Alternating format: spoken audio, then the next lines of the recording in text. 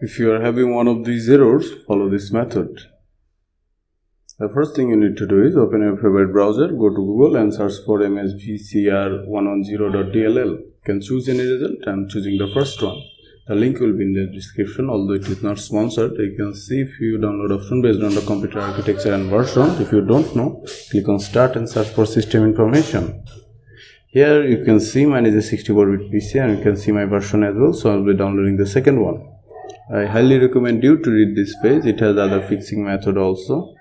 As the download completes, hit open. This is a zip file. Inside the zip file, you can see the DLL file in it.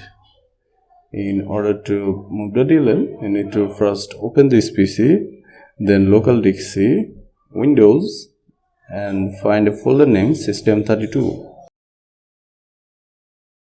Here it is. Then click on the downloaded zip, drag the DLL, and drop.